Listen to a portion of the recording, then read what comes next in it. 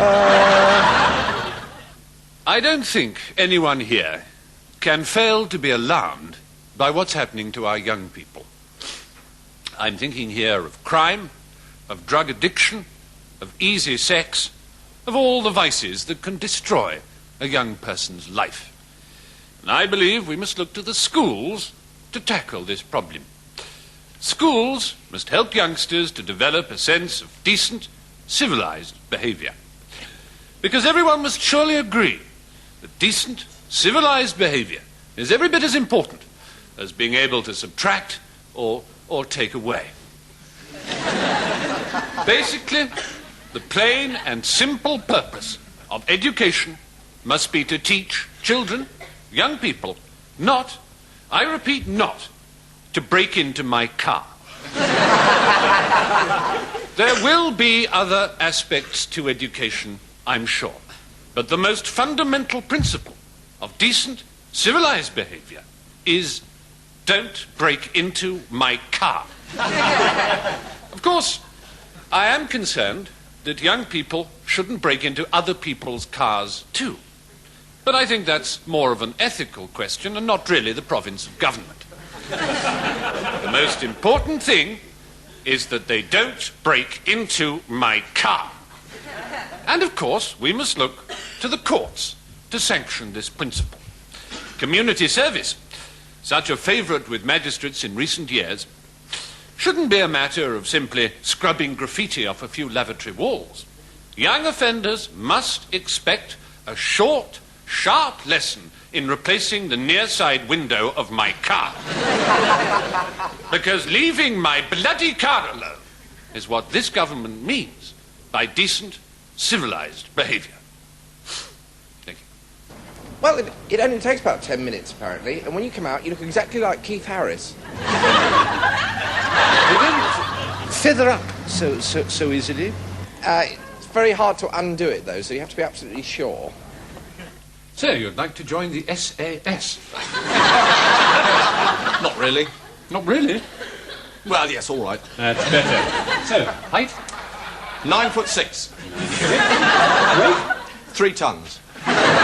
Well, bit over. That's better. Bit over 3 tons. It's well to be accurate on these matters. Saves complications later on. All right. Do you have any particular disabilities? I've got no sense of taste. What in? Films? Music? No food. I can't taste food. Oh, dear, that might be a bit of a problem. Might that be a bit of a problem? I've just said it might be a bit of a All problem. right. Never mind. Pressing on. Special skills of any kind? I look good in black. Excellent. How old are you? 10 and a half. Shoe size? 28. Any particular quirks? Yes, I keep muddling up my shoe size and my height. I mean, my height and my shoe size. Oh, there, I've done it again. All right. Are you good at small talk? What, weather and traffic? That sort of thing. Yeah, I can hold my end up. Splendid, splendid. How much do you know about the SAS? Well, not much, really. Not really, right. Well, the SAS was originally founded to be a crack secret, elite secret and crack assault force to work behind enemy lines during World War II. Right. Now, our role has changed substantially since that time. Now we are here primarily to act as a masturbatory aid for various backbench MPs. Yes, I'm afraid so. You see, it seems that a lot of today's parliamentarians are quite unable to achieve sexual gratification without fantasizing about their SAS, you see. So we have to go about the place being crack, secret, and assaulting and secret and crack all the time, and as elite as possible, just so these people can keep their marriages intact. Doesn't sound very exciting. No. You got anything else on your cards? Well, we are looking for someone to go through that door there. Which door where? That one there. Oh.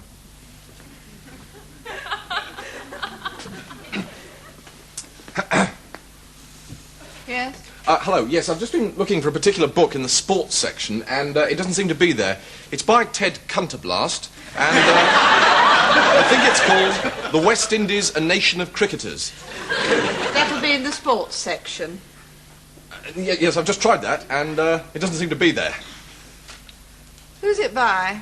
Ted Cunterblast. The West Indies, A Nation of Cricketers? That's the one? It's by Ted Cunterblast. Yes, yeah, I know that, but have you got it? Well, apparently. Oh, good. Thanks very much. There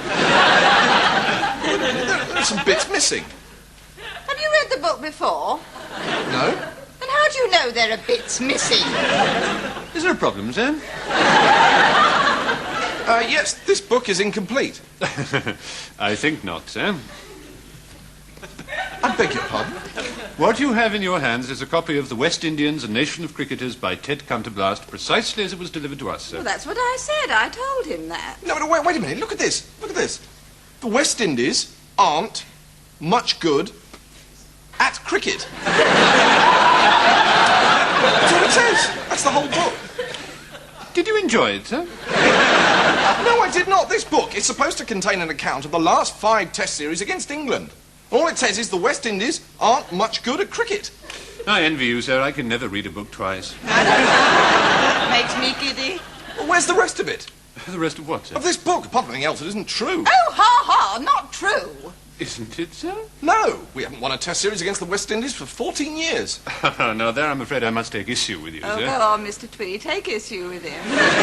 England has not lost a game of cricket since the war. I beg your pardon? Even I know that. We do have copies of Wisden, if you'd like to check. Yes, all right, let's see them. Come on. Mrs. Pert?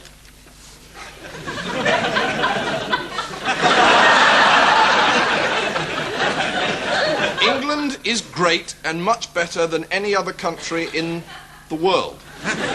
You see? This is ridiculous. Oh, it's ridiculous, is it? It doesn't agree with his pet theories, so it's ridiculous. Thank you, Mrs. Pert. Sir, I am a librarian, but I am also an Englishman. To be blunt, I am an Englishman who merely happens to be a librarian. If, God forbid, the day should come when I would have to choose between being a librarian and being an Englishman... Yes, I think I get the idea, yeah. Good, because may I say that I find your continued efforts to drag down and smear this country of ours to be frankly disgusting. I'm not trying to smear and drag down anybody. I suppose you'd rather read books about England losing at cricket than winning, wouldn't you? Well, yes, if it's true. Then I feel sorry for you. He's a knocker, that's what he is. I agree with you, Mrs. Pert. Oh, it's very easy to knock, isn't it, you with your snide university ways? Snide University? Or wherever it is you went. So often these days, sir, we see, don't we, these so-called clever people who just can't wait to tear down and destroy. And knock. And knock, yes. But do they ever have anything to put in the place of the things that they destroy? No. It's wanton destruction. Nothing off. Well, yes, just a bit of an exaggeration, but sometimes you really have to wonder what's happening to this country. You do. Well, I started on the piano, then I moved up onto the mantelpiece,